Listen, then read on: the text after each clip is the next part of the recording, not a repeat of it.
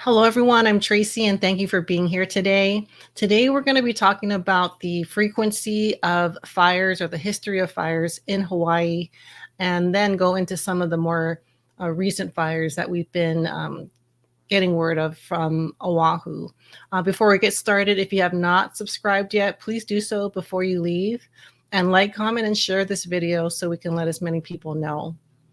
Okay, so we're going to start out with the history of fires in Hawaii, and it was very hard to come by. When I'm talking history, I'm talking like the last maybe 20 years, and I wanted to find out how frequent these so-called brush fires were prior to 2023.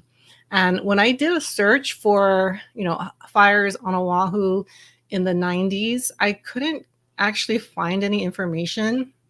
I'm not saying there were no fires, maybe there were, but a search always took me to a site that said they didn't have the resources or they didn't have the data. And they almost always kind of headlined it with the Lahaina fire in August 2023. Now, we know there were fires previous to this, but it's almost like the history of fires in Hawaii has been obfuscated from search results. But I did find this graphic right here, and this covers, and I was not able to change the dates to go forward. So all it has is between May 2003 and 2011. And it's, as you can see here, this is the whole state. We'll go to 2003, Waikoloa Village. There was one in the state that I'll put the link in the description. You guys could see it yourself. And so in 2003, there was one. 2004, there was one. 2005, there were four. 2006, there was one. 2007, there were three. 2008, no record of a fire at all. And one in 2009 on Molokai. And 2010, Ma'alea on Maui had one. So we're going to talk about how that compares to fires going on now. Now, let's take this down. I did a video, and I'll put that link right here, on the fires that happened on just the island of Maui on July 22nd of 2024 of this year. And we reported on 3 different fires, one in Olowalu, and these all started the same day, July 22nd, one in Olowalu, one in Happy Valley, and one in Wailuku, which is, they kind of called it the Pi'ihana fire. And not only were there 3, but with the Wailuku fire, the fire department, Maui Fire Department, said that there are as many as 6 initial ignition locations. So there were 6, 7, at least 8 different parts of Maui that caught fire in one single day. That's more than the entire year of 2010, 2011. So to say that the frequency of fires in Hawaii has gone up is a understatement. It has gone up so much that it is hard to believe that these fires are a result of climate change or non-native grasses that are more prone to fires. I just find it's just unbelievable how many fires that we're seeing on Hawaii now compared to what it was in the past. So let me go into the 2 fires that were reported this past Friday, which was the 9th of August. I'll play this one about the fire in East Kapolei. Fire in Kapolei this afternoon led to voluntary evacuations at Kamakana-Ali'i and nearby Verona Village. The brush fire broke out across from Kamakana-Ali'i at about 1:30 p.m., sending smoke through the shopping mall. At one point, no one was allowed in except authorities, and some stores closed out of an abundance of caution. On the other side of the fire, flames came close to the historic Verona Village plantation homes. Well, it's 50 yards away. Then within 10 minutes was in front of my house. This longtime resident says he raced to get his elderly mother out of their home. Oh, it was quick. I mean, quick. To where got her out, yelled out to my neighbor for get out of the house too. Ultimately, no structures were damaged, and fire crews contained the blaze 4 hours after it started. All right, so that was a witness from Kapolei, and I'll show you just to, I'll play one more clip, and this one has State Senator Favela, who's been very outspoken about these fires and the state's reaction to them, especially the fire on Maui. Meanwhile, a brush fire in West Oahu is now 100% contained after burning about 5 acres and prompting evacuations and road closures today. No word yet on how it started. Our Eric Nacton reports. Well, it was very scary. I've been talking to land management from the city and DHHL for a long time, even before the Lahaina fires. It's very disappointing that it fall upon deaf ears.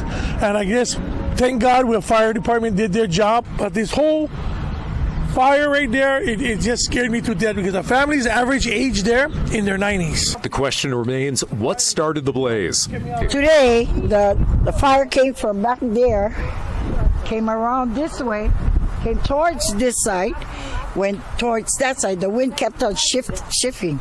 So the concern of it is we get some cars parked over here, so everybody had to move their car. Police department was trying to get us out. We're not going to go anywhere, yeah? No matter if we go out, it's going to catch us anyway, so we decided to stay home and try to save our home. The fire trucks cannot come in here because there's no fire hydrant. As of early Friday evening, the official cause of the fire still unknown. Eric Nacton, Island News.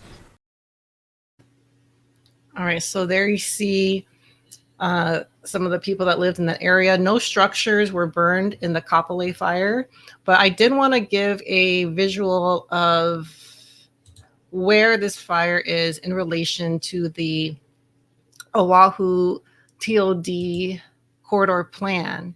Now, this red line is the rail. It hasn't reached Kapolei yet. I think it stopped at closer to the stadium, but the green area, this blue area is area that's already cleaned and is projected to be developed soon. And then where the fire was not in the TOD project area. And so I don't know exactly what the purpose of the Kapolei fire. It could be practice. It could be desensitization to kind of get the people in the area used to fires. So maybe there's going to be one in the future, but I'm not sure. But, being from Hawaii, being from Oahu, and I don't remember a single brush fire the whole time I lived there. And I lived there through the 80s and the 90s. And then I also had a conversation with my mom who lived in Hawaii for a little over 30 years. And I asked her if you had ever heard of a brush fire or any kind of fire while she was living there, and she couldn't. So the fact that these are so prevalent and so frequent is very suspicious. Okay, and then I'm going to play, and there was another fire on that day in Pearl City. I'll play a clip on that. Firefighters are working to put out a brush fire in Pearl City. Flames broke out this morning near HECO's Waiau power plant. Smoke could be seen for miles. Let's go to Stephen Florino, who's joining us now with more. Stephen? Bridget, Dash, let me explain where we are. We are at a playground next to Lehua Elementary School below the H1 freeway. I'm going to step out of the way so you can see behind me. Filippo, show them what we got. Some of the tall grass back there burned. You can see that group of tall palm trees scorched, blackened all the way up and down the tree trunks. Fire officials say this fire was contained to about 5 acres of what they're describing as marshland. We have some video taken from earlier today. Fire started about 10 o'clock this morning. 10 HFD units responded. Another problem, as mentioned, there is a HECO power station nearby. We have not gotten any reports of any outages or issues there. There's no damage reported to any structures, and the cause of the fire not known at this time. Reporting live from Pearl City, Stephen Florino, KH12 News. All right, so you heard in that clip that this fire is in marshland, and Pearl City is known to have areas where it's very wet and marshland. I remember they used to grow a lot of watercress in that area because they were able to find the dirt that had a lot of water in it. So that's another kind of questionable thing. I'll play one more about the Pearl City fire. We want to bring you the latest on a large brush fire burning on the Pearl City Peninsula. Here's a look at that giant plume of smoke. At one point, it could be seen for miles. The fire has so far burned 5 acres in a marshland area near Lehua Avenue, behind the Hawaiian Electric Power Station. HFD says there is no threat to surrounding structures and there have been no calls for evacuations. The fire is at least 75% contained. Crews expect that they'll be battling the blaze for several more hours. All right. So again, marshland on fire in Hawaii, to me, is just like red flag in general. Actually, all of these fires to me are red flags. And the air in Hawaii, I think the average humidity on Oahu is I think it's like 80% in the morning and 61% in the afternoon. And those are pretty high humidity levels for brush fires to start. And so that's another thing that just makes it so unusual that these fires are coming up so frequently. But both of these fires are small, so I don't think they're used to clear land because 5 acres is not that much. But I do want to show you the Pearl City fire in location to the TOD corridor. And right here, you will see that the area of the Pearl City fire is very close to the development that they are planning for the rail and a walk bike path plan. Shane, what do we call this plan again? The bike path? The Pearl Harbor Historic Trail. Okay, the Pearl Harbor Historic Trail is being planned, and that's what this red dotted line here is. And so the fire is close to that development plan. All right. And then another topic that's been coming up, and this is happening all over the country. I know in California where I am, a lot of homeowners are having a hard time getting homeowners insurance, or if they do get it, they have to pay a lot more, in some cases $10,000 a year when they're used to paying $1,000. So there's a little short clip we put together, a woman who's a homeowner in Kaneohe. Policy cancellations and sticker shock. Hawaii residents are grappling with big changes in their property insurance. Last month, Kaneohe homeowner Carol Fahey got an email from her insurance agent saying, DB Insurance is adapting to the evolving insurance market, and as a result, the hurricane coverage in your policy will not be renewed. She was able to get coverage from another carrier, but now pays $500 more per year. Homeowners and agents tell H&N insurance premiums have shot up by as much as tens of thousands of dollars each year. They're getting notices that say your insurance will expire and will not be renewed, or we will not be renewing this policy due to a change in underwriting guidelines and high exposure to a fire hazard, leaving folks scrambling to secure a new policy or risk losing their home. In one extreme case, an $800 condo policy is now $8,000 a year. All right, so this is a problem we're seeing all over the country. It's something I thought about, and I don't know what the answer is. So if anyone understands mortgages and these type of things, please let me know in the comments. But if you can't get homeowners insurance and you have a mortgage, that bank requires you to have the insurance, what happens to your loan? Does a bank repossess it? Do you still, are you still able to stay in your home? The way I would think it would work out is if you have a loan that you can't pay off, in a short period of time, that the bank is going to repossess that property because they're the ones that have paid for it. And if the home is not insured, they want to make sure that they get their asset.